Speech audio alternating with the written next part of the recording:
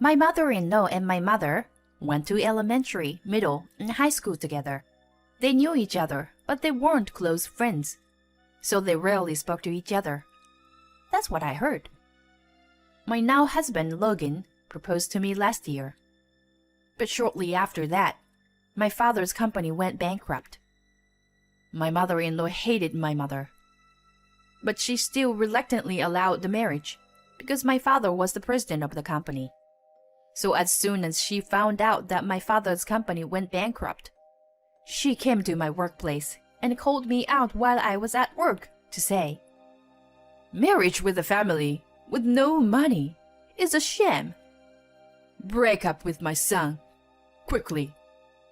As usual, she treated my family as if we were poor. "You don't know anything. You'll regret it," I thought it to myself. Let me tell you a story about whose life suddenly turned into a nightmare. I am Naomi, 28 years old. I work as a pharmacist at a dispensary near my parents' house. I spent 6 years at my university pharmacy school. I came back to my hometown to become a licensed pharmacist. My husband was one of my classmates in high school. After graduating from high school, like most of us do, we went our separate ways. When I came back to my hometown during my vacation, he had just returned from college as well, and we met again. We started dating. I had heard that my mother-in-law went to school with my mother, but I never had the chance to meet her. So I didn't think anything of it, but she wasn't the same. Few years after we started dating, he and I promised to spend the holidays together in our hometown. All of our good friends from high school were going to join us there. We decided to have a party for the first time in a long time. They were all curious and wanted to hear about me and Logan's relationship too. Logan offered to let us have a party at his parents' house. His parents' house was originally a landowner's house in this area, and it is what you might call a mansion. He used to say, "It's just a big house. It's too cold and I don't like it." But in reality, it was indeed a magnificent house. I was surprised at how spacious the entrance was. The entrance alone is bigger than my room. "Come on, everybody, get up here." When he saw that we had all been so overwhelmed by the size of the room, said so and welcomed us in. And to get to his room, we went down the hallway past several guest rooms, and then we went up the stairs to the second floor. He told me that he was allowed to use the whole second floor. His room was at the far end of the hallway. There was a sofa and a big TV. On the other side, there was a bed and a desk.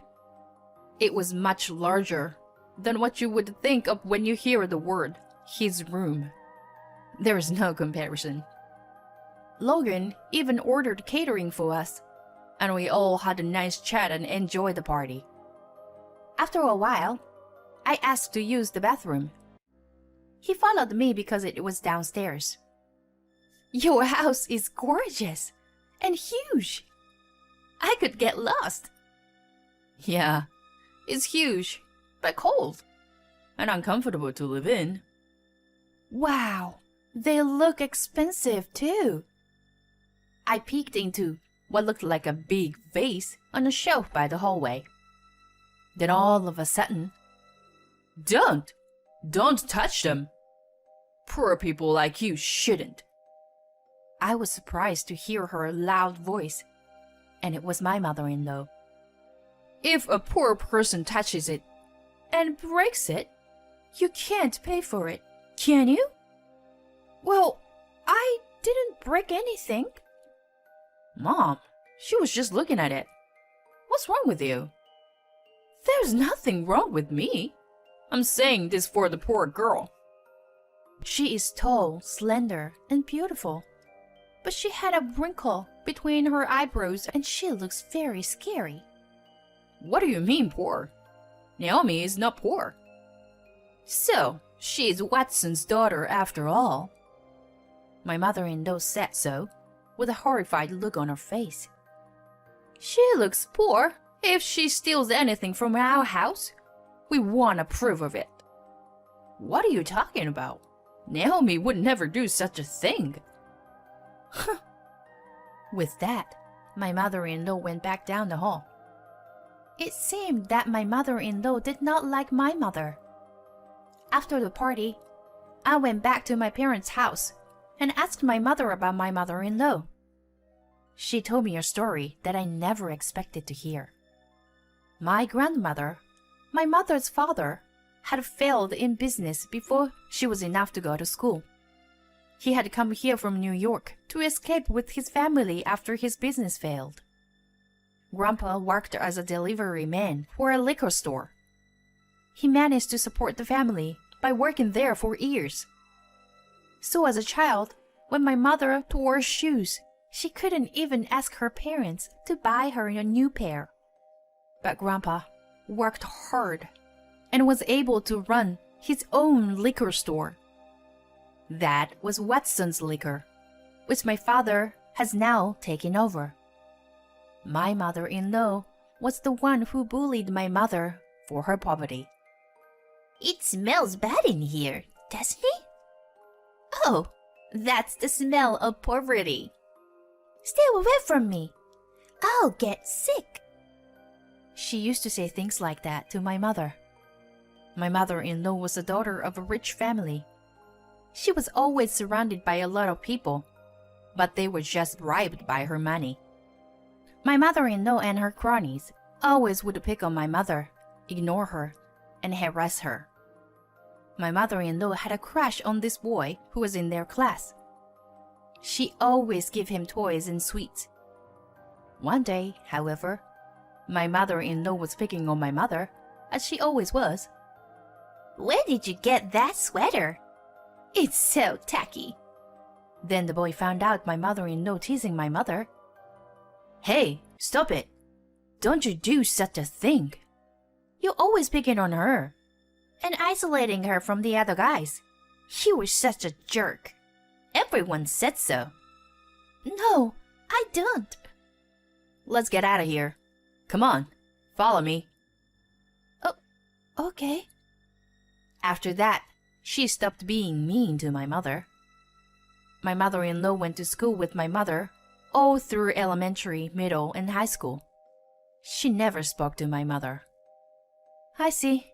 It's a long-standing grudge from elementary school.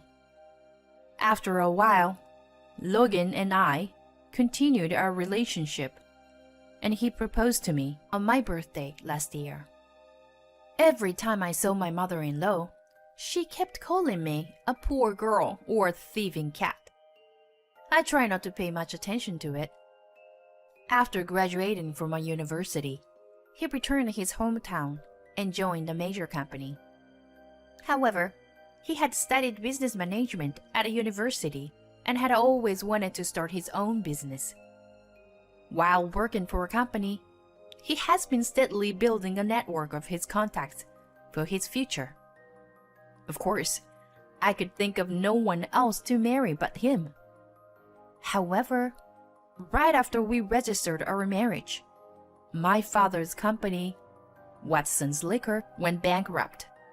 My mother-in-law hated my mother, but she still reluctantly allowed the marriage because my father was the president of the company. So as soon as she found out that my father's company went bankrupt, she came to my workplace and called me out while I was at work to say, "Marriage with a family with no money is a sham. Break up with my son. Quickly." As usual, she treated my family as if we were poor. You don't know anything. You regret it, I thought to myself. The truth is, my father's company went bankrupt, but it was because my father wanted to start a new business that could make the local community more prosperous. The company was originally a grocery store that mainly sold alcoholic beverages. But he wanted to create a company that would focus more on local products and also spread them to other countries. So even though the company went bankrupt, it did not mean that things were not going well. It would have been difficult to have a proper meeting for the two families together, because my mother-in-law would have interfered at every turn. So we decided to skip the wedding ceremony and registered a marriage for the time being. My family liked Logan, and we often gathered to have dinner together. On my mother's birthday, I booked a best-known Italian restaurant in the area. This was actually a plan that Logan and I came up with together. My mother and his mother would never see each other. The plan was to coincidentally meet the two. Yes, Logan was going to bring his mother to this restaurant. My mother and I were seated by the window, which was the largest table in the restaurant. My father used to frequent this restaurant, and so did my mother and I, and the staff knows as well. Logan and my mother-in-law were seated next to us at the very back by the kitchen. They arrived just as we are finishing our appetizers. Naomi? Oh, hi, Mother. It's been a while. Oh, hi, Logan. Are you having dinner with your mother too? That's right. We heard this place is the best. My mother-in-law remained silent, but when they sat down, I've just remembered I have something to do. So just eat and get out of here. Please order the dishes that can be served the soonest. And as it was, I was having trouble making a connection to talk with her. Naomi, is this kind of a plan? Isn't it? What should I do? My mother asked me in a whisper. My mother-in-law hates us and still treats us like a poor people. So I thought it would be a good opportunity for us to talk and get to know each other. I told my mom the reason in a whisper. She said, Okay, let me handle it, and walked over to Logan and my mother-in-law's table. We certainly hadn't been close since we were kids, but our children trust each other very much, and they made a great couple. I don't think it's right for us, as mothers, to get in their way by dwelling on things that happened a long time ago. Why don't we try to be friends again? Dwell on a past? What are you talking about? I'm selective about who I talk to or make friends with. My friends are all decent people, including the wife of the president of the great Johns Hopkins Hospital and the wife of a lawyer. I don't want poor people like you. It was a long time ago that I was poor. Now I can live a normal life. I'm saying I don't feel the need to deal with people who are normal. My mother did her best. It didn't change my mother-in-law's mind or her attitude.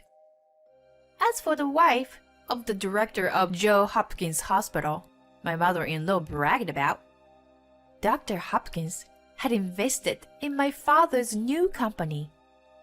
My father and Dr. Hopkins were classmates at the top school around here. They were best friends and still go out for drinks together. My father's other best friend, Mr. Moore, is also a friend at the same school. He is the president of a big electronics franchise store. The three of them often go golfing together. Moreover, Logan's father works for Mr. Moore's company. My mother-in-law does not know this.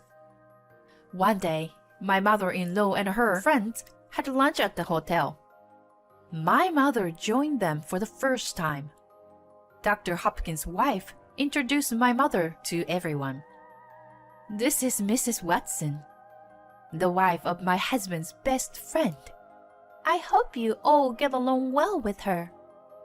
My mother told me later that my mother-in-law was very surprised. My mother told my father that my mother-in-law didn't think well of our marriage and was disturbing. He contacted his best friend, Dr. Hopkins, and asked his wife to cooperate with him. My mother-in-law, as expected, could not raise any objections right then and there. She was so proud of her friend, the wife of the president of the great Johns Hopkins Hospital. of all people, to introduce her classmates whom she hated for a long time. My mother-in-law kept quiet that day. But there was no way she was just going to keep her mouth shut. She called each of the wives individually and gave them expensive gifts. She told them about my mother's past and made them hate her and exclude her from their circle of friends. And she gave the same expensive gifts to Mrs. Hopkins and said, "I don't think it's good to get involved with such poor person." I had no idea you were this vile. I heard that you gave everyone gifts and spoke ill of Mrs. Watson, that you were asking them to exclude her from the group. No, I was just trying to make sure you weren't fooled. I was just trying to let you know the truth. We can no longer treat you as our friend. I will not be calling on you again. I'm sorry, but I have to say goodbye. My mother-in-law lost a friend she was proud of. One day, Mr. Moore invited Logan's father to play golf with him. He also invited his best friends, my father and Dr. Hopkins. And the four of them went golfing together, and they all have a great time like high school students. Well, this was really fun. I'd love it if you would invite me again. Of course we will. Right, Doug? Sure, and I have a great time as well. I'm thinking of going overseas to play golf next time. Wanna come?